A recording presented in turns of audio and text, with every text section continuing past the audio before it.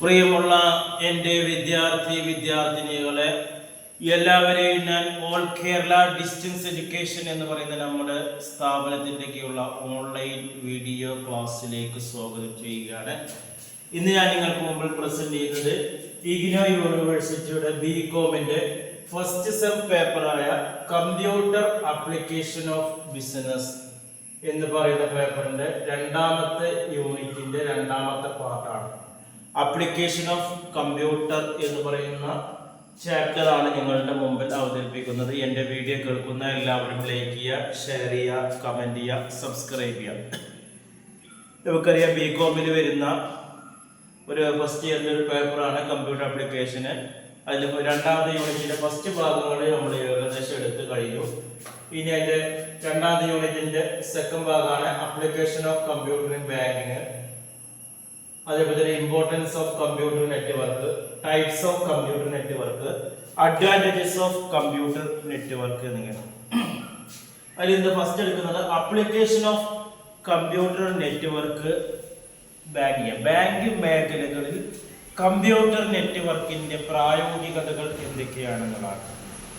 ഒരുപാട് ആവശ്യങ്ങൾക്ക് ഇന്ന് ബാങ്കിന് പേപ്പർലെസ് വർക്കിനേക്കാളും കൂടുതൽ ഇന്ന് കമ്പ്യൂട്ടർ ആണ് ബാങ്കുകളിൽ ഒരുപാട് കാര്യങ്ങൾക്ക് ഉപയോഗിക്കുന്നത്. അതിൽ മെയിനായിട്ട് വന്നു വരുന്നത് ഓൺലൈൻ ബാങ്കിങ് ആണ്. ഓൺലൈൻ ബാങ്കിങ്ങിൽ വരുന്ന ഒന്നാമത്തെ പ്ലാസ്റ്റിക് മണി എന്ന് പറയുന്നത്. സാധാരണ നമ്മൾ ക്രെഡിറ്റ് കാർഡ് ഉപയോഗിക്കുന്നുണ്ട്, ഡെബിറ്റ് അല്ലെങ്കിൽ സ്മാർട്ട് കാർഡ് ഉപയോഗിക്കും അല്ലേ. ഇത് നമ്മൾ ബാങ്ക് സാധാരണ നമ്മൾ ക്യാഷ് വിഡ്രോ ചെയ്യാൻ അല്ലെങ്കിൽ ക്യാഷ് ഡെപ്പോസിറ്റ് ചെയ്യാൻ ഇതിനൊക്കെ വേണ്ടിയിട്ടാണ് നമ്മൾക്ക് ഇത്. നമുക്ക് ഒരുപാട് അട്രാക്റ്റീവ് ആണ്, ഫ്ലെക്സിബിൾ ആണ്. നമുക്ക് യാത്രകൾ ഒഴിവാക്കി വളരെ കൺവീനിയൻ്റ് ആയി പെട്ടെന്ന് ടൈം ടു ടൈം ആയിട്ട് നമുക്ക് ക്യാഷുകൾ ഡെപ്പോസിറ്റ് ചെയ്യാനും വിഡ്രോ ചെയ്യാനും ഇത്തരം ഡെബിറ്റ് കാർഡുകൾ അതേപോലെ തന്നെ ക്രെഡിറ്റ് കാർഡുകൾ ഉപയോഗിച്ച് കഴിയുന്നുണ്ട് എന്നുള്ളതാണ്. ഇവിടേക്ക് കമ്പ്യൂട്ടറിന്റെ പ്രാധാന്യങ്ങൾ ഇവിടെ വരുന്നുണ്ട്. കമ്പ്യൂട്ടറിന്റെ സഹായത്തോടെയാണ് ഇതെല്ലാം നമുക്ക് എന്ത് ചെയ്യാൻ പറ്റുന്നത്. പിന്നെ സെൽഫ് എൻക്വയറി ഫെസിലിറ്റീസ് ആണ്. ഇപ്പൊ ബാങ്കിൽ പോയി കഴിഞ്ഞാൽ നമ്മൾ ഒറ്റയടിക്ക് ഒരു ഒറ്റക്ക് നിൽക്കേണ്ട ആവശ്യമില്ല. ഇന്ന് ഒരുപാട് ഫെസിലിറ്റീസ് ഉണ്ട്. ടോക്കൺ പ്രസ് ചെയ്ത് കഴിഞ്ഞാൽ ടോക്കൺ നമുക്ക് അതിന്റെ സ്ലിപ്പ് കിട്ടും. പിന്നെ ഓരോരോ കൗണ്ടറുകൾ ഉണ്ട്. ഓരോരോ കൗണ്ടറുകളിൽ ഓരോരോ സ്റ്റാഫ് ഉണ്ടാവും, അവരുടെ മുമ്പിൽ കമ്പ്യൂട്ടർ ഉണ്ടാവും. എൻക്വയറി സെക്ഷൻ ഉണ്ട്.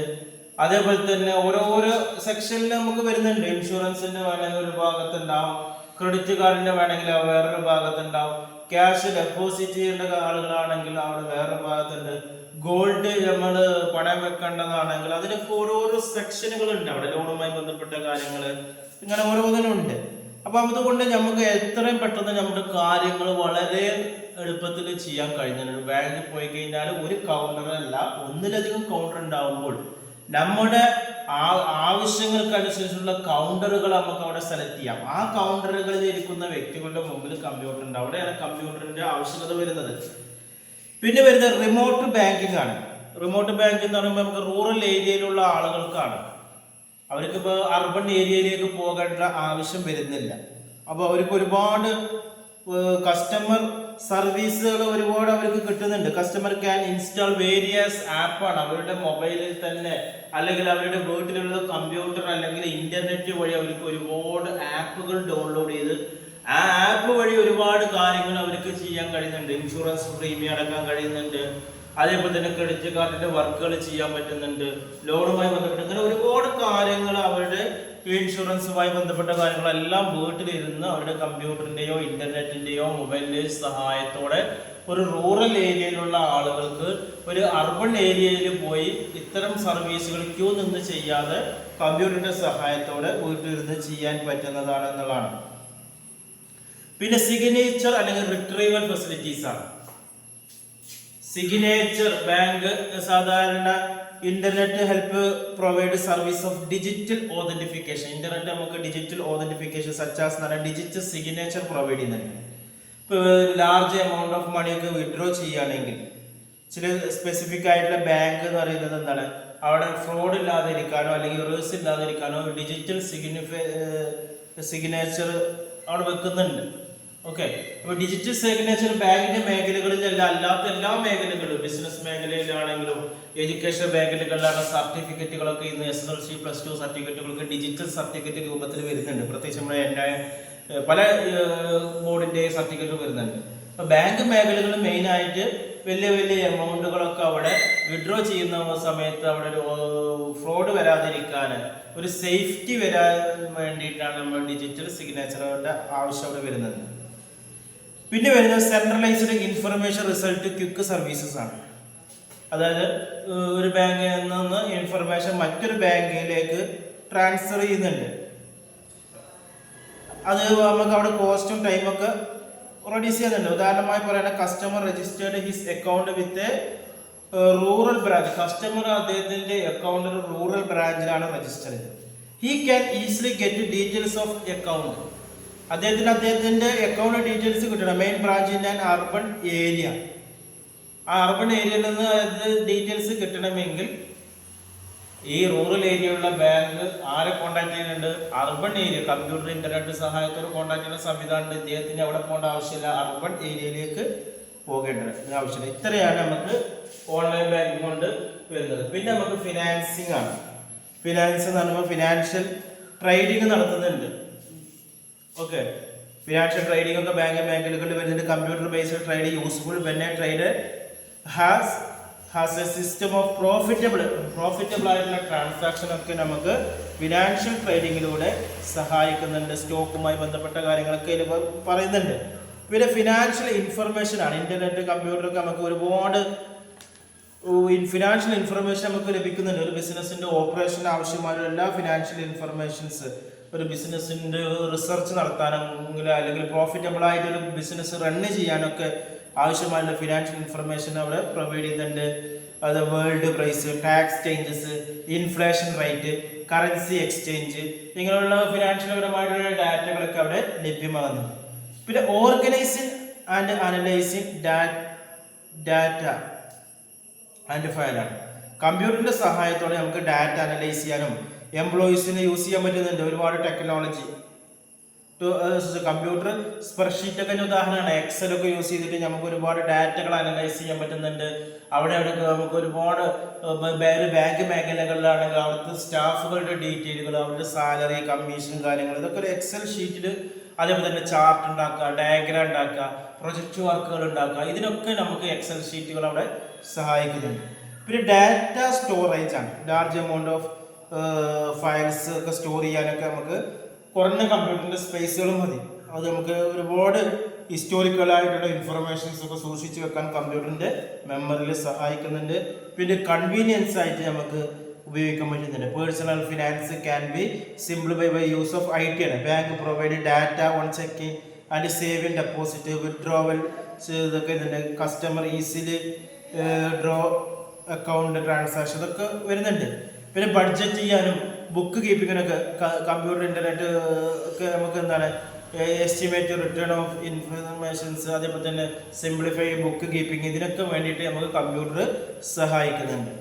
ഇനി നമുക്ക് അടുത്ത ക്വസ്റ്റ്യൻസ് ആണ് ഇമ്പോർട്ടൻസ് ഓഫ് കമ്പ്യൂട്ടർ. കമ്പ്യൂട്ടർ നെറ്റ്വർക്കിന്റെ പ്രാധാന്യം എന്താണ്?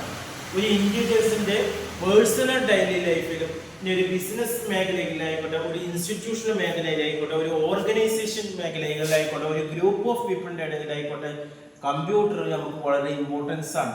ഒരു പേഴ്സൺ ആണെങ്കിൽ അവൻ്റെ വ്യക്തിപരമായുള്ള ബിസിനസ് ആവശ്യങ്ങൾക്കും അവരുടെ ഡെയിലി യൂസിനോ അവരുടെ എഡ്യൂക്കേഷണൽ മേഖലകളിലും ഒക്കെ അവനെ യൂസ് ചെയ്യാൻ പറ്റുന്നുണ്ട്.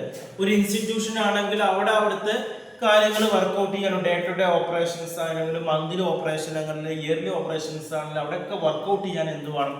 കമ്പ്യൂട്ടർ വേണം. അപ്പോൾ വളരെ പെട്ടെന്ന് തന്നെ നമുക്ക് ഇൻഫർമേഷൻസ് ഒരു ബിസിനസ്സിൽ നിന്ന് മറ്റൊരു ബിസിനസ്സിലേക്ക് ട്രാൻസ്ഫർ ചെയ്യാനും, മാർക്കറ്റ് മേഖലകളിലാണ് പ്രൊഡക്റ്റുകളെ കുറിച്ചിട്ട് മാർക്കറ്റിംഗ് നടത്താനും ഓൺലൈൻ ബിസിനസ് നടത്താനും ഒക്കെ നമുക്ക് വരുന്നുണ്ട്.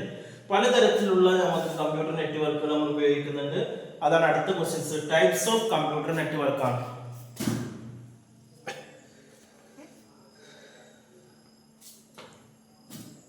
അതിൽ ഒന്നാണ് പാൻ എന്ന് പറയുന്നത് കേട്ടോ.